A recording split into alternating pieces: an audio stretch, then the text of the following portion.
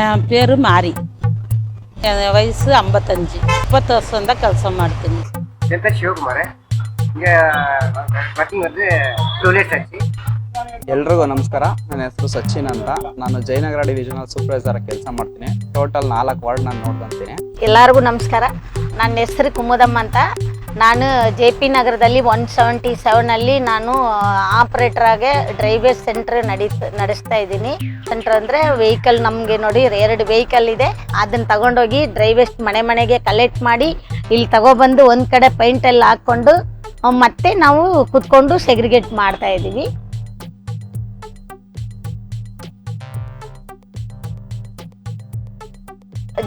ಜನ ಜಾಸ್ತಿ ಇದ್ದಾರೆ ಬೆಂಗಳೂರಲ್ಲಿ. ಮೊದಲು ಮನೆಗಳು ಕಡಿಮೆ ಇತ್ತು, ಕಸನೂ ಕಡಿಮೆ ಬಂತು. ಇವಾಗ ಜನ ಜಾಸ್ತಿ ಆಗ್ಬಿಟ್ಟಾರೆ. ಒಂದೊಂದು ಫ್ಲೋರಲ್ಲಿ 10 ಫ್ಲೋರು ಅಪಾರ್ಟ್ಮೆಂಟ್ಗಳು ಎಲ್ಲ ತುಂಬ ಇದೆ ಇವಾಗ.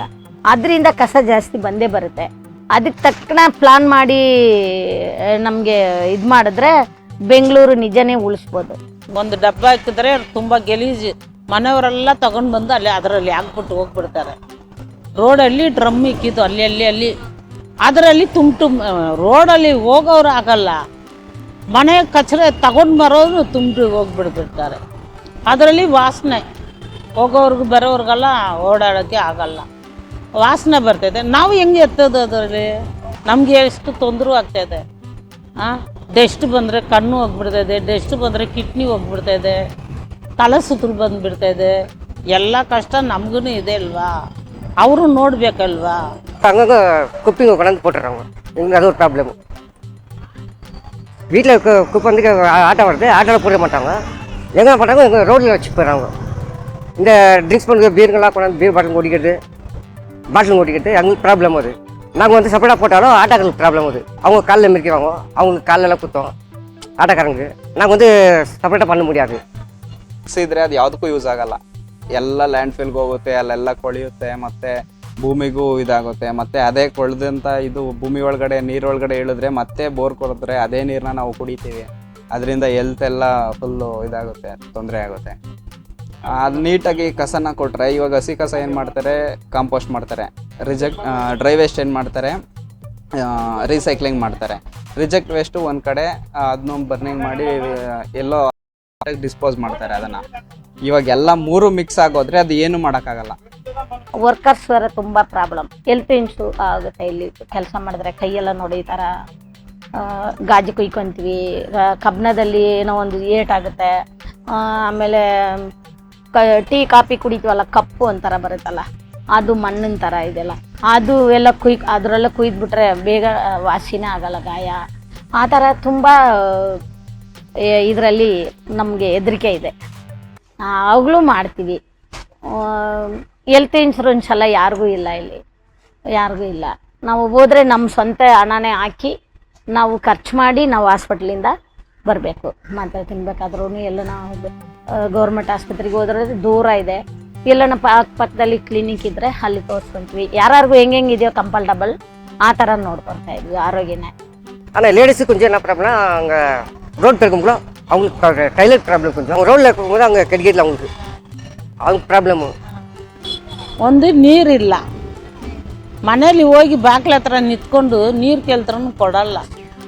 ಒಂದು ಕುತ್ಕೊಳಿದ್ರೆ ನಮಗೂ ಬಾಗ್ಲ ಹತ್ರ ಎದ್ದು ಆ ಕಡೆ ಹೋಗೋ ಅಂತಾರೆ. ಫೋಟೋ ಹಿಡ್ದು ಎಲ್ಲರಿಗೂ ಫೋನಲ್ಲಿ ಕಳಿಸ್ಬಿಡ್ತಾರೆ. ನಾವೂ ಒಂದು ಮನ್ಸ ಈ ಎಲ್ಲ ಬಿಟ್ಟು, ಮಕ್ಕಳೆಲ್ಲ ಬಿಟ್ಟು, ಮನೆ ಬಿಟ್ಟು ಬಂದು ನಾವು ಕೆಲಸ ಮಾಡಿದ್ವಿ. ಸಂಬಳ ಕೊಡ್ತಾರೆ, ಇಲ್ಲ ಅಂತ ಹೇಳಿಲ್ಲ. ನಮಗೂ ಒಂದು ಮರ್ಯಾದೆ ಕೊಡಬೇಕಿಲ್ವಾ? ಜನಗಳು ಏನು ಬೇಡ, ನಮಗೆ ವೆಟ್ಟು ಸ್ಯಾನಿಟರಿ ವೇಸ್ಟು ಸಪ್ರೇಟಾಗಿ ಅವ್ರಿಗೆ ಕೊಟ್ಟರೆ, ನಮಗೆ ಡ್ರೈನ್ ಕೊಟ್ಬಿಟ್ರೆ ನಾವು ಹೋಗಿ ಪಿಕ್ ಮಾಡ್ತಾ ಇದೀವಿ. ವೀಕ್ಲಿ 2 ಸರಿ ಹೋಗ್ತೀವಿ ಅಲ್ಲ. ಜನಗಳಿಗೆ ಏನು ತೊಂದರೆ ಇಲ್ಲ. ಅವರು ಕರೆಕ್ಟಾಗಿ ಟೈಮ್ ನೋಡಿ ನಮ್ಮ ಗಾಡಿ ಹೋಗುವಾಗ ಕೊಡಬೇಕು. ಇತ್ತು ಮುಂಚೆ ವಾರ್ಡ್ ಕಮಿಟಿ ಮೀಟಿಂಗ್ ಅಂತ ಇತ್ತು. ವೀಕ್ಲಿ 15 ದಿನಕ್ಕೆ ಒಂದ್ಸಲ ಮಾಡ್ತಾ ಇದ್ರು. ಆವಾಗ ನಮ್ಮನ್ನು ಕರಿತಾ ಇದ್ರು, ಏನಾಗಿದೆ, ಏನು ಪ್ರಾಬ್ಲಮ್ ವಾರ್ಡಲ್ಲಿ ಎಲ್ಲ ಪ್ರತಿಯೊಂದು ನಡೀತಾ ಇತ್ತು. ಇವಾಗ ಸುಮಾರು ಒಂದು 2 ವರ್ಷ ಆಗೋಯ್ತು ಅದು ಸ್ಟಾಪ್ ಆಗಿ. ಯಾಕೆ ಅಂತಂದರೆ ಇವಾಗ ಕೌನ್ಸಿಲರ್ ಎಲೆಕ್ಷನ್ನು ಅದನ್ನು ಮಾಡಬೇಕು ಅಂತೇಳಿ ಅದನ್ನು ವಾರ್ಡ್ ಕಮಿಟಿ ಮೀಟಿಂಗ್ ಮಾಡ್ತಿಲ್ಲ. ಆವಾಗ ಪ್ರತಿಯೊಬ್ಬರು ಬರೋರು, ಪೊಲೀಸಿಂದ ಹಿಡಿದು, ವೇಸ್ಟ್ ಮ್ಯಾನೇಜ್ಮೆಂಟಿಂದ ಹಿಡಿದು, BAWSS ಪ್ರತಿಯೊಬ್ಬರು ಬಂದು ಅಲ್ಲಿ ಏನು ಸಮಸ್ಯೆ ಆಗಿದೆ, ಅಂತ ರೆಸಿಡೆನ್ಸು ಬಂದಿರೋರು ಅವ್ರ ಮನೆ ರೋಡ್ ಏನಾಗೈತೆ ಹೆಂಗೆ ಪ್ರತಿಯೊಂದು ಹೇಳೋರು ಅದ್ರ ಬಗ್ಗೆ ಚರ್ಚೆ ಮಾಡ್ತಾ ಇದ್ರು ಮುಂಚೆ. ಇವಾಗ ಸ್ಟಾಪ್ ಆಗಿದೆ ಸದ್ಯಕ್ಕೆ ಮೇಡಮ್. ಅದಾದರೆ ಒಳ್ಳೇದು ಮೇಡಮ್ ನಿಜವಾಗ್ಲೂ. ಇವಾಗ ಎಷ್ಟು ವರ್ಷ ಆಯ್ತು ಅದು ಕೊಟ್ಟು. 4 ಡ್ರಮ್ ಬೇಕು ಇದು ಸಪ್ರೇಟ್ ಮಾಡಬೇಕಂದ್ರೆ. ನಾವು ಬೇಗಲ್ಲಿ ಹಾಕ್ಬಿಟ್ಟು ಮೇಲೆ ಹಾಕ್ಕೊಂಡು 4 ಐಟಮ್ ಡಿವೈಡ್ ಮಾಡೋಕ್ಕಾಗ್ತದ? ಮುಂಚೆ ಕೊಟ್ಟಿದ್ದು 4 ಡ್ರಮ್ಮು ಬೇಕಾದ್ರೆ ಅದಾದ್ರೂ ಸಪ್ರೇಟ್ ಹಾಕಿ ಕೊಡ್ತೀನಿ. ಇನ್ನು ಜಾಸ್ತಿ BBMPಗೆಲ್ಲ ಡೇಟಾ ಕೊಡ್ತೀವಿ. ಅಂದರೆ ನಾವು ಎಷ್ಟು ಇನ್ಕಮ್ ಬರುತ್ತೆ, ಎಷ್ಟು ಔಟ್ ಗೋಯಿಂಗ್ ಹೋಗುತ್ತೆ ಅಂತ ಅದೆಲ್ಲ ನಮಗೆ ಗೊತ್ತೇ ಇಲ್ಲ. ಆಮೇಲೆ ಹಸ್ರದೆಲ್ಲ ನಮಗೆ ಮೀಟಿಂಗ್ ಮಾಡಿ ಅದೆಲ್ಲ ಹೇಳಿದ ಮೇಲೆ ಅದೆಲ್ಲ ಡೇಟಾ ಬರೆಯೋದು ಕಲ್ತಿದ್ವಿ ನಾವು. ಮೊದಲು ಅದೆಲ್ಲ ಗೊತ್ತಿಲ್ಲ. ಆಮೇಲೆ ನಮಗೆ ಡೇಟಾ ಬರೆಯೋದಕ್ಕೆಲ್ಲ ಈ ಥರ ಕೋರ್ಡಿನೇಟ್ರ್ ಒಬ್ಬರು ಹಾಕಿದ್ದಾರೆ. ಅವರೇ ಸಂಬಳ ಕೊಡ್ತಾರೆ. ಅವತ್ತದು ಇನ್ನೇನು ಹೆಲ್ತ್ ಕ್ಯಾಂಪ್ ಮಾಡ್ತಾರೆ. 6 ತಿಂಗಳಿಗೊಂದ್ಸರಿ, ವರ್ಷಕ್ಕೊಂದ್ಸರಿ, ತಿಂಗಳ ಒಂದ್ಸರಿ ಮೀಟಿಂಗ್ ಮಾಡ್ತಾರೆ. ನಮಗೆ ಏನಾಗುತ್ತೆ, ನಿಮ್ಗೆ ಏನು ಕಷ್ಟ ಅಂತ ಕಷ್ಟ ಸುಖ ಹಂಚ್ಕೊಳ್ಳೋಕ್ಕೆ ಎಲ್ಲರೂ ಒಂದು ಕಡೆ ಕೂಡ್ತೀವಿ. ತಿಂಗಳ ಬೈತೆ. ಬೆಂಗಳೂರಲ್ಲಿ ಸುಮಾರು ಜನ ಇದ್ದೀವಿ. 53 ಸೆಂಟ್ರ್ ಇದೆ. ನಮ್ಮವರು ಇದ್ದಾರೆ. ಅಷ್ಟು ಬಂದಿದ ಮೇಲೆ ನಾವು ಇಲ್ಲಿ ಬಂದು ಫಸ್ಟು ವೇಸ್ಟ್ ಪಿಕ್ ಮಾಡಿ ಅಂಗಡಿಗೆ ಹಾಕಿ ಅದರಲ್ಲಿ ಒಂದು 10 ವರ್ಷ ನಾವು ಅಲ್ಲಿ ಎಕ್ಸ್ಪೀರಿಯನ್ಸ್ ನಮಗಿದೆ. ಆಮೇಲೆ ನಮಗೆ BBMP ಕಡೆಯಿಂದ ನಮಗೊಂದು ಸೆಂಟ್ರ್ ಕೊಟ್ಟರು. ಆ ಸೆಂಟ್ರಲ್ಲಿ ನಾನು ಒಂದು 25 ಜನ ಇಟ್ಕೊಂಡು 3 ವೆಹಿಕಲ್ ತಗೊಂಡು ಡ್ರೈವೇಜ್ ಸೆಂಟ್ರ್ ನಾನೇ ಓನಾಗಿ ಜಾಗ ಮಾತ್ರ BBMP ಕೊಟ್ಟಿದ್ದೆ. ಓನಾಗಿ ಡ್ರೈವೇಜ್ ಸೆಂಟ್ರ್ ನಾನೇ ಕಟ್ಕೊಂಡು ನಾವೇ ಇಷ್ಟು ದೂರ ಬೆಳೆದಿದ್ದೀನಿ.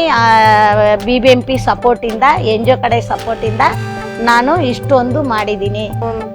ಅಲ್ಲಿ ಇಲ್ಲಿ ಕೆಲಸಕ್ಕೆ ಹೋಗಿ ಒಂದು 150ಕ್ಕೆ ಸಂಪರ್ಕ ಮಾಡೋರು ನಮಗೆ ಒಂದು ಓನರ್ ಆಗಿಬಿಟ್ರೆ ಅಂತ ನನಗೊಂದು ಸ್ವಲ್ಪ ತುಂಬ ಖುಷಿ ಆಯಿತು, ಹೆಮ್ಮೆನೂ ಆಯಿತು. ಎಲ್ಲ ವರ್ಕಿಂಗ್ பண்ணிக்கிறோம். ಎಲ್ಲ ஃபேமிலி மாதிரி நாங்கள் ஒர்க்கர்ஸ் எல்லாம் ஒரு ஃபேமிலி மாதிரி, ஒரு ப்ராப்ளம் இல்லை. எல்லாம் ஒரு அட்ஜஸ்ட் பண்ணி வேலை செஞ்சு நாங்கள் போயிடுறோம்.